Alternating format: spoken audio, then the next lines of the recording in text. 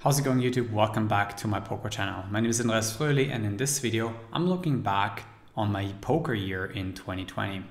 On this channel I want to keep it exclusively about poker, but if you're interested in how my year went, you can check out my second YouTube channel where I talk about choices that we make and also address a little bit more personal stuff, whereas here, let's just talk about poker.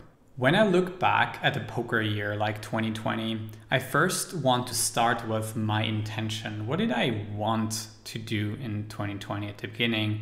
And when I look back, I actually wanted to play a lot more live poker. The last thing that I wanted to do is stay at home and play online poker all day long for the entire year.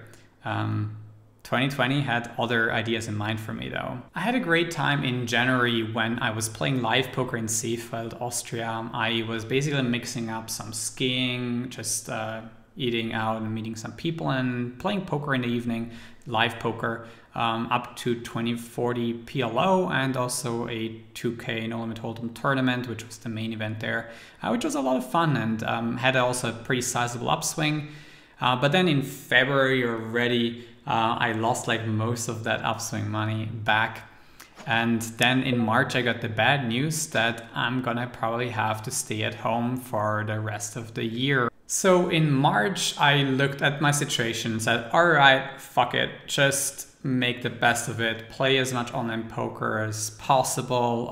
There's just not that many more options than that for me from that time currently. Other people can't do anything because they just have to stay at home and their work or whatever they do in life is just not possible anymore, and you're actually kind of lucky to be in this situation. Anyway, now it's the end of the year and I'm looking back at my 2020 and I'd like to have a macro perspective on things and look at the data.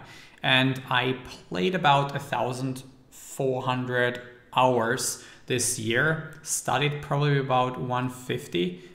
Could have been quite a bit better in terms of study volume. I was also happy with the overall results, but I wasn't happy at all with how it felt to play poker in 2020. There was a lot of frustration throughout the year. It's not that I'm not interested in the strategic elements of the game. I'm still interested in learning more about the game. I actually see more of the depth that PLO and also other games I know Limit Hold'em has, and I actually want to know more about it. But here's the thing, with maybe poker being like half my life previously, now that from these other 50%, things have become impossible, like for example, going to the gym and going to the spa and relaxing there. I'm not saying like all of the year, but like at least 4 or 5 months, which have definitely been the worst month this year by far. My brain kind of just filled this remaining time with either poker and it pushed it to like an uncomfortable level, or with just other things that I would do online.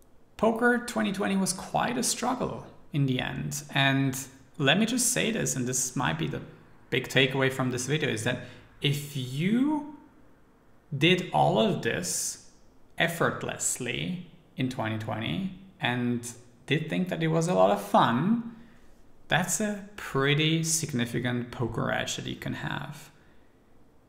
Because it just means that you have a lot more breadth when it comes to putting in the time that's necessary to become great at the game. It is an edge that my past self has over my current self. And at the same time, as I mentioned previously, I don't think I'm less interested in the game. I see more options. But it just feels so much harder to do. It feels like almost like work, even though that's exactly what I wanted to avoid going down this path. How was your poker year in 2020? Let me know in the comment section below. And if you want to know more about my personal perspective on this year, you can head over to my second channel. Thanks for watching, and I'm gonna see you in the next video.